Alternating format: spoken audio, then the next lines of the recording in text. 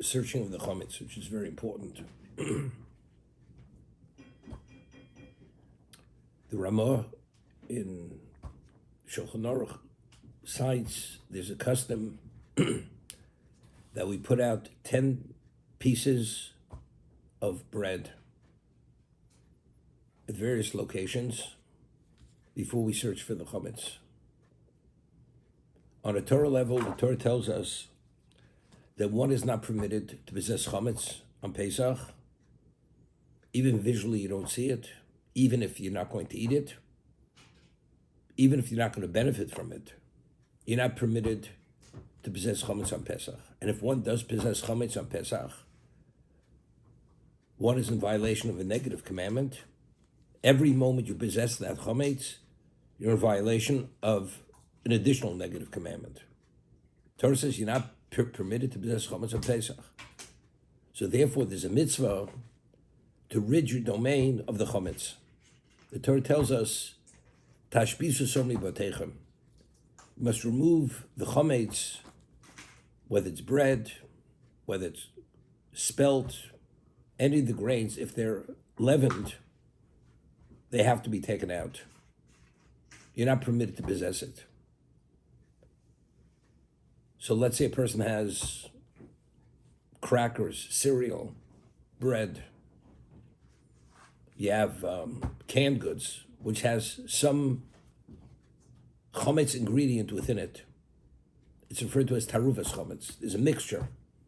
You have mushroom barley soup. Barley is chametz. You have to remove it.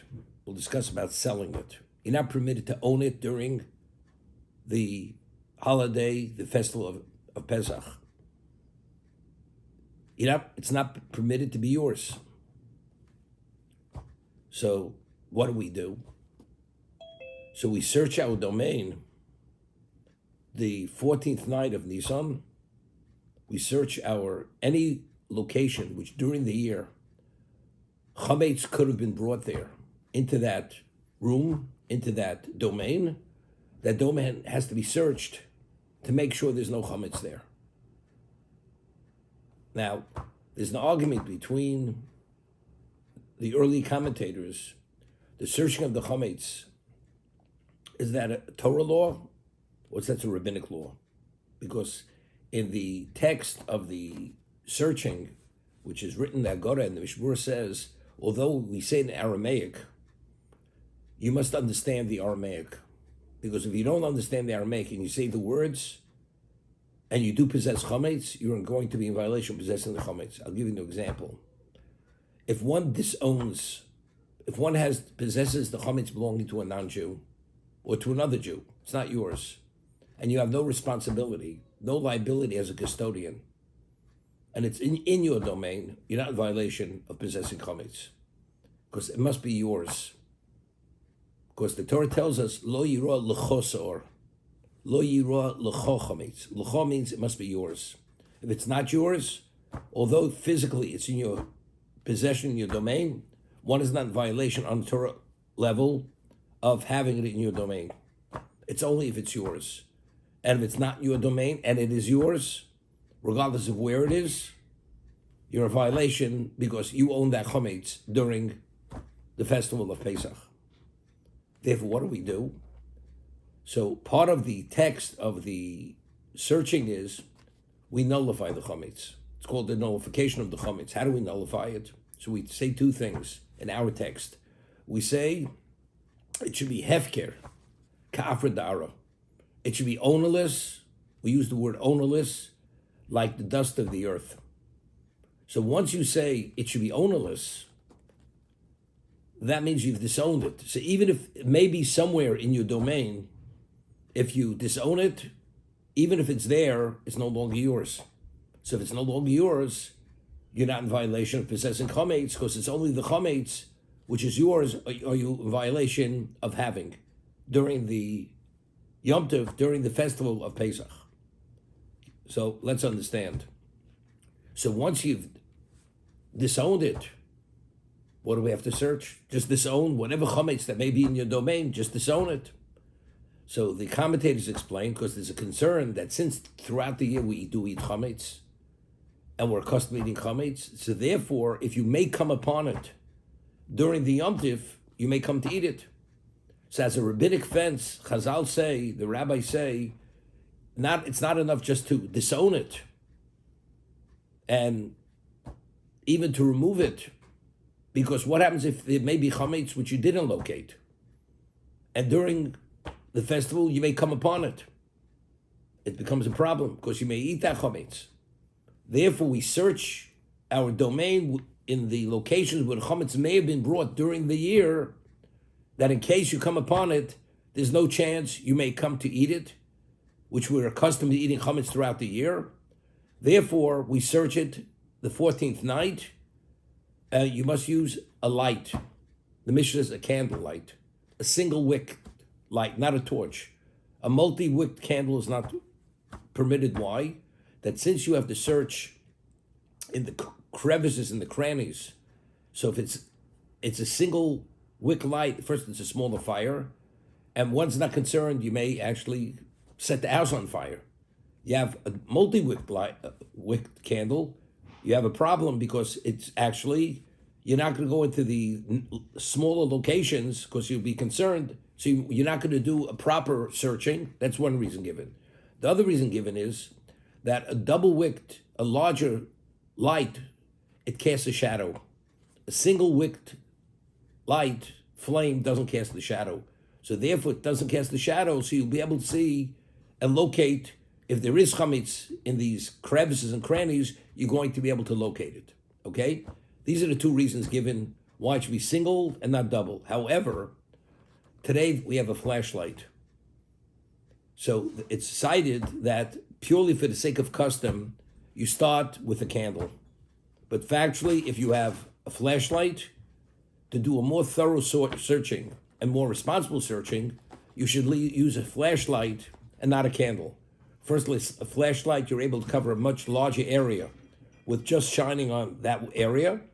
In addition, when you shine it on any crack or crevice or cranny, if there's anything there, you can be able to see it, you can be able to locate it. And even locations that you're not able to reach, because sometimes, let's say, especially if you have children in your house or grandchildren visiting, you can find chametz under a bed. And sometimes it's a narrow look between the bottom of the bed and the floor. It's narrow. So if there's chametz there, you move the bed.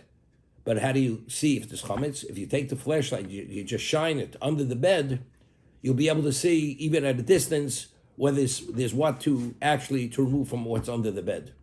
So therefore, that's the concept, that's the principle of searching. In essence, we disown it. Because we say, at night, we say, it should be hefke kafra da'ara. It should be ownerless like the dust of the earth after we search. It's cited in halacha that before one searches for the chametz, your house should be cleaned well. Because if your house is not cleaned well before, if you begin searching, the searching is not going to be sufficient to remove all the chametz.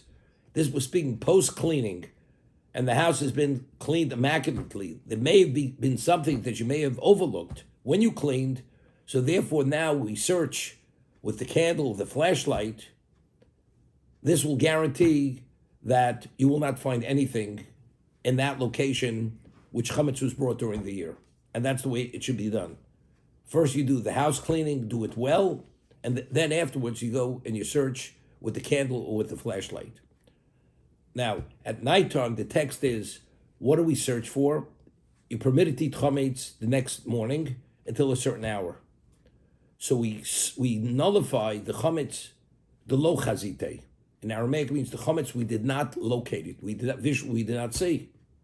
Because we're not going to say the chametz that we were aware of, because if you're planning to eat chametz the next morning for breakfast, or until the period of time that you're permitted to eat chametz, you can't say you're nullifying all the chametz, because factually, you're repossessing the chametz the next morning. So therefore, the text in the Haggadah is, we're nullifying the chametz, the lo chazite, the chametz that we did not see, we did not locate. In case there may be chametz that even after the searching, we may have missed it or something, we don't want to be in violation of possessing chametz, so therefore we disown that chametz. During the daytime, when we do the final when we burn the chametz, which is discussed in a moment, in the morning, there's a mitzvah to burn the chametz. Then we say again, after we burn the chametz, when you burn the chametz, the mitzvah is to burn your chametz. If you disown it pre-burning, one doesn't feel the mitzvah of burning the chametz, because the mitzvah is to burn your chametz. So if you first disown it, what you're burning is not your chametz. That's not the mitzvah of burning the chametz. So first we burn the chametz, which we'll discuss in a moment, and you burn it, and after you burn it, you've searched the previous night, you did not locate chametz that you did not see, so that you said lo chazite. I'm nullifying the chametz and disowning the chametz that I did not locate. During the daytime, after having chametz and burning the chametz, we say we're disowning not only the chametz which I did not see, but even the chametz that I'm aware of, even that chametz, I'm disowning, and I consider it like nothing. And this is post-burning. So as a result of that, you burnt chametz that actually was your chametz. That's the way it's done. Now, at night, since there's a rabbinic law to search for the chametz, as every mitzvah is predicated on a bracha, before we light the Hanukkah lights, although it's rabbinical, we say a bracha. Before we read the Megillah, although it's rabbinical, we say a bracha. When we search for the chametz, the searching is only what? It's rabbinical. Now, the text of the bracha is al bir chametz. It's not al bedikas chametz. Bedika means searching. It's al bir chametz. We've been commanded to destroy or burn the chametz. Why is it not bedikas chametz? Why is it bir chametz? So the answer which is given by the early commentators is, what is the purpose of the searching? It's search and destroy. You're searching for the sake of burning. So therefore, because this is the question is, what happens if you searched for the chametz and you didn't locate the chametz? Your wife did such a thorough cleaning and you don't find chametz. Is it a bracha levatala? Did you say a blessing in vain? Because he said, al bir chametz, you weren't able to locate anything. So the Ran, Rabbeinu Nissim in Psachim says that the searching is to find, to burn. That is the purpose. So even if you don't find it, it's not a problem, because it's search to destroy, if there is. If you don't find, it's fine, because that's the searching is only for that purpose. However, the Rama says, because of this question of bracha levatala, there's a custom we put out chametz at certain designated locations in the various rooms where we bring chametz during the year, that in case we don't locate any other chametz other than that chametz that we positioned, which we'll discuss in a minute, in that specific location, so it's definitely not a bracha levatala, because you searched and you did come upon the chametz that you placed there in advance. And the Ramah says there's a minog, it's based on Pi Kapola, that we put out 10 pieces of chametz. 10. The number 10 we know is a very central theme, whether it's a minyan, whether 10 is always that special number. So you put out 10. Now, but the Mishnah makes it a point. What happens? You put out the chametz, and firstly, today, we have cellophane bags, what we call sandwich bags. It's a very good idea, and even advised, when you put out that chametz, each piece of chametz you put out should be in a bag. Because if you put it on just on the surface, it crumbs. And even after you pick up the chametz and you sweep it into the bag that you put the chametz that you're going to burn the next day, there may be some residue of chametz on the location where you left that bread. So by putting it in that Ziploc bag or that cellophane bag, so when you take it in the bag and you put it in the bag that you put the chametz that you can destroy the next day. That's what you do. However, he says, what happens if you put the chametz out and you didn't locate all the pieces that you hid, especially if you give it to your children to put away, they think it's a treasure hunt the next day, and you don't find that chametz, you have a problem. Because since you know factually, there is that chametz, and you put out 10 pieces, and you count up after you search, you find out you only have 8 pieces, 8 Ziploc bags with chametz. The 2 you haven't located. You have to keep searching until you find that chametz, because factually, you have chametz in your domain, which is yours, and even if you disown it, you nullify it, there's still a rabbinic obligation to locate that, because factually you know the chametz is there.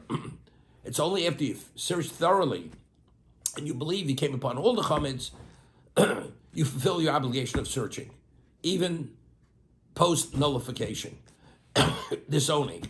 But if you don't factor there and you don't locate it, you really have to search out the house until you locate wherever those bags were put. So it's a good idea to even mark off, especially an older person who has a little memory issue, to write on a piece of paper where he's putting each piece of the each baggie or each Ziploc bag. So when he searches for it, he makes sure he's going to locate wherever he put it. Okay, and that's the responsible way of doing it. Now, there's a machlokas, there's an argument in the Gemara, in the Mishnah, to fulfill the mitzvah of tashbisu, of destroying the chametz. Is it hashvasazum chol davar? It's any means of disposal. And the Mishnah gives very specific examples. You go and you throw it into the river, into the ocean. You go and you pulverize it and you scatter it in the wind. The Chachamim are of the opinion that's sufficient. One does not have to burn the chametz. Rabbi Yehuda is of the opinion the only way you fulfill the mitzvah of destroying the chametz is only through burning. That's the only way, as by kochim, by sacrificial meat, when it expires, the expiration time comes, you're not permitted to eat it. It's called nosar. You must burn the sacrificial meat. There is some commonality between chametz and that, and therefore, when you burn it, when you dispose of it, it must be disposed through burning. And if you don't dispose of it through burning, although you're not going to be in violation of possessing chametz, because you factually don't possess it, but you did not fulfill the mitzvah of disposing the chametz, because it has to be disposed of through burning. So we rule like the chachamim. You don't have to burn it. However, since we have burning as a means of disposal to us, we burn it so we cover our obligation, even according to Rabbi Yehuda. So let's say a person is away at a hotel, and you're not able to burn the chametz because they don't provide the area to burning chametz. Even if you take it and you throw it into the trash compactor, or you go to a lake or a river and you throw it into the river, or you're near an ocean, you throw it into the ocean, you fulfill the mitzvah on a Torah level of tashbisu, although you did not fulfill it according to Rabbi Yehuda, but if you do have burning available, that would be the means of disposal to cover every opinion, we burned it, only for that reason. So now, let's talk. Let's say you have, Erev Pesach falls out on Shabbos. It happens. So we have chametz. But when you finished eating the meal, and even though you have a limited amount of chametz, what do you do with it? You can't burn it. So how do we fulfill the mitzvah? The answer is then we have no choice. We can't fulfill it according to Rabbi Yehuda, so we just dispose of it. What do? You take it and you flush it down the toilet, a little bit that's left. Meaning you only have to fulfill the mitzvah, you only need a kzayis. The majority you take and you put it in the dumpster, but you have to make sure the dumpster is not your dumpster. Because if the dumpster is your dumpster, that means the chametz is in your domain. So you put it in. What you have to do is you have to put the dumpster at the curb. You disown the location where the chametz is. The dumpster is not your dumpster. You're disowning it all. So that chametz is not lying in your domain.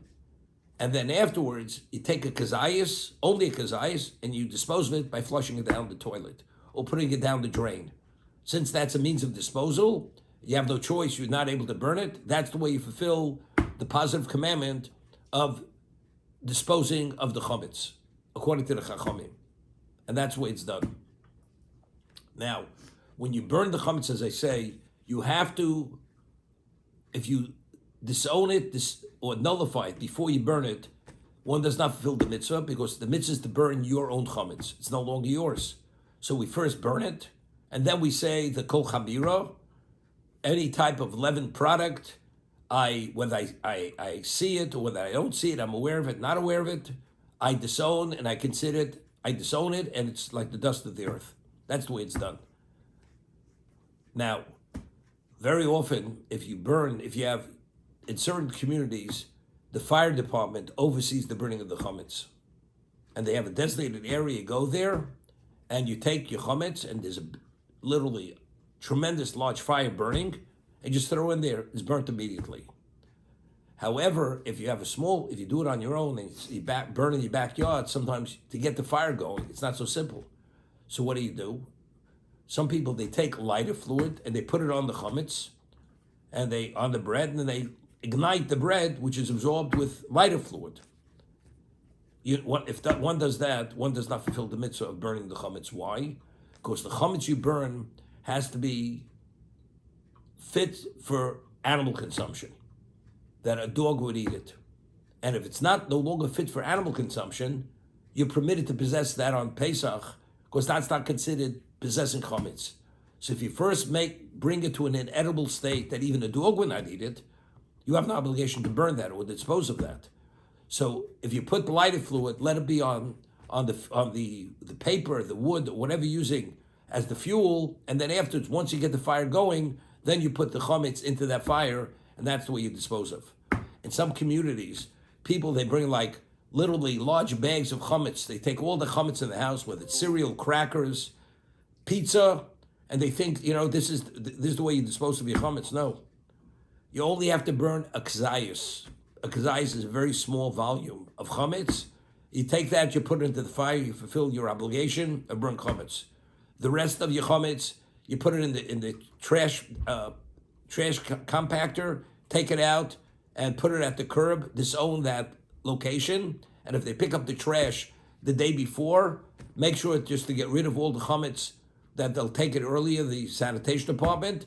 And Erev Pesach, you just burn that kazayas and you fulfill the mitzvah. That's what should be done. There's no mitzvah that all the chametz you possess just burn. There's no such mitzvah.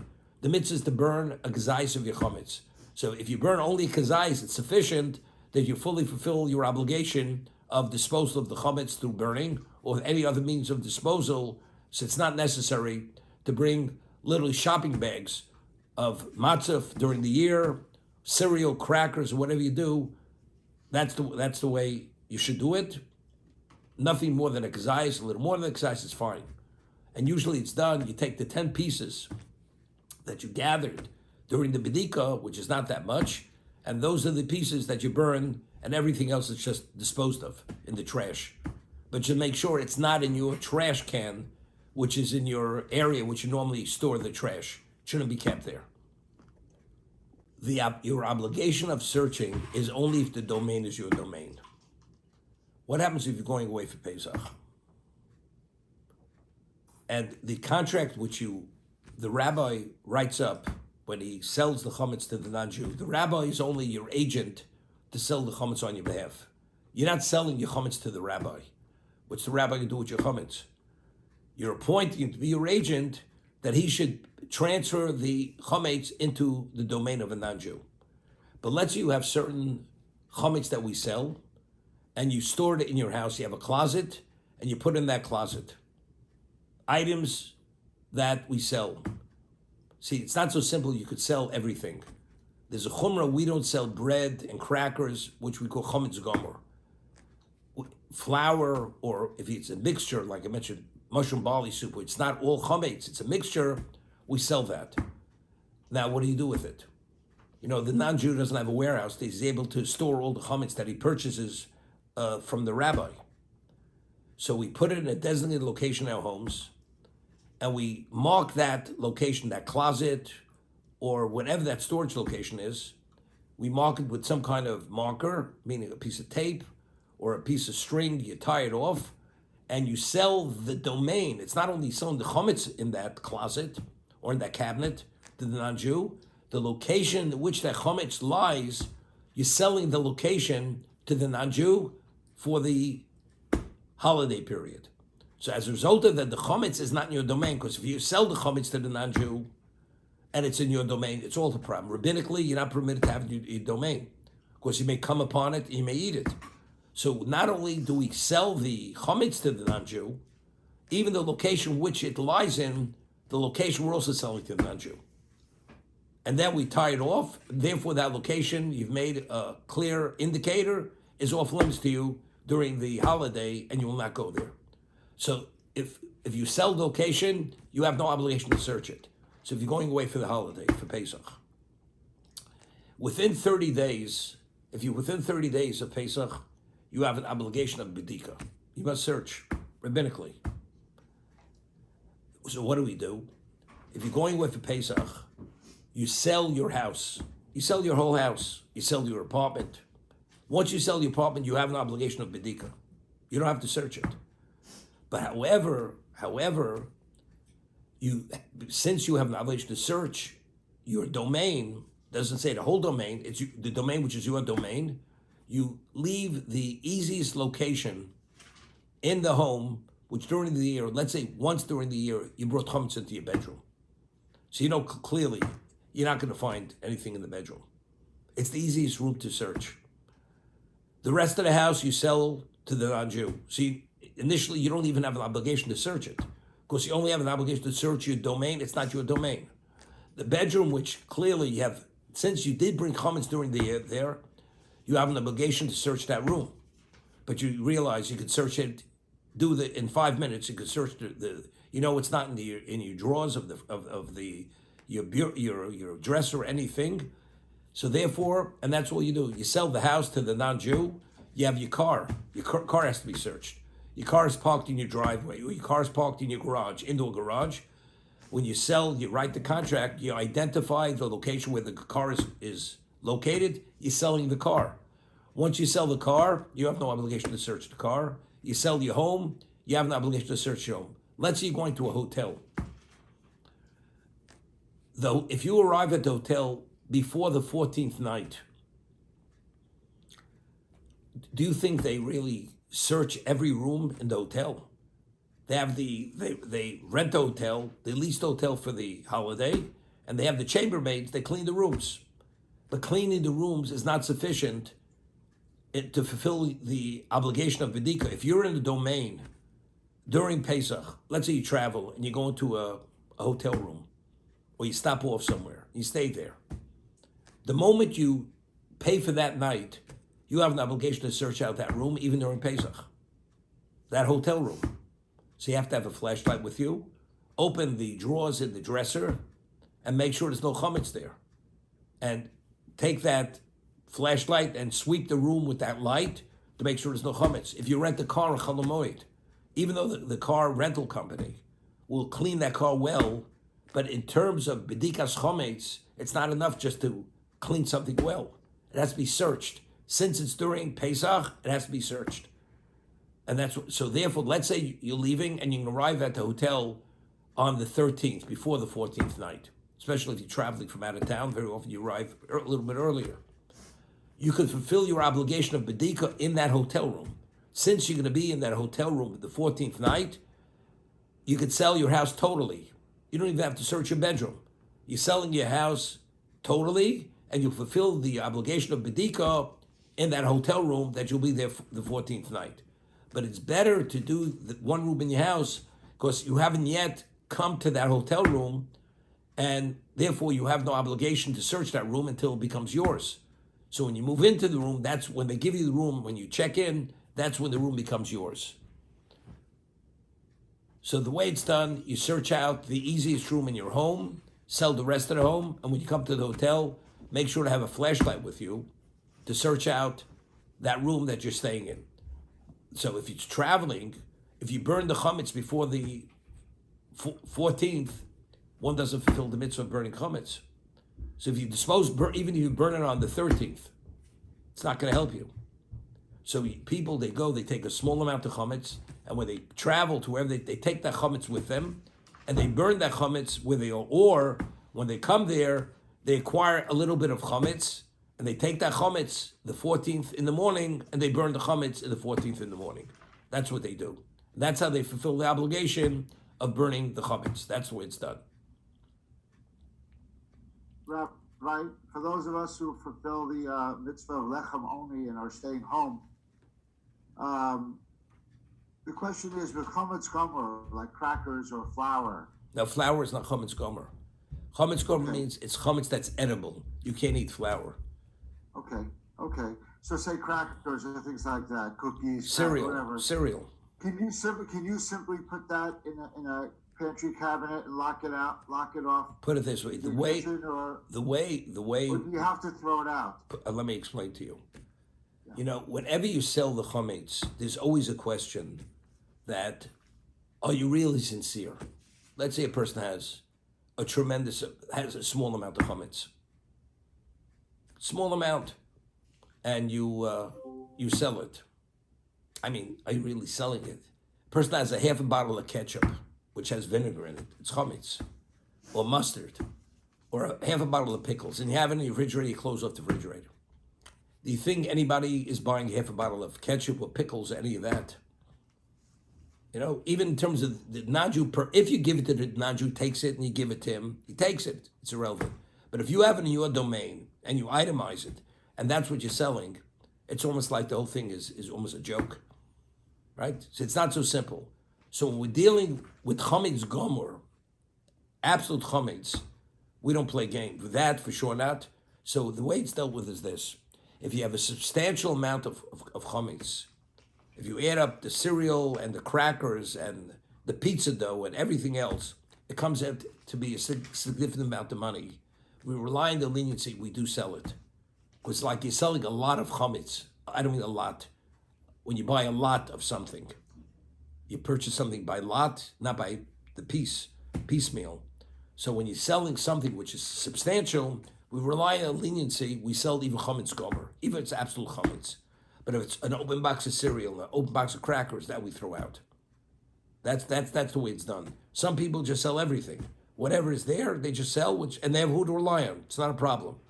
The sale is a valid sale, and the person who... You put it in a pantry, lock the pantry, and that's it.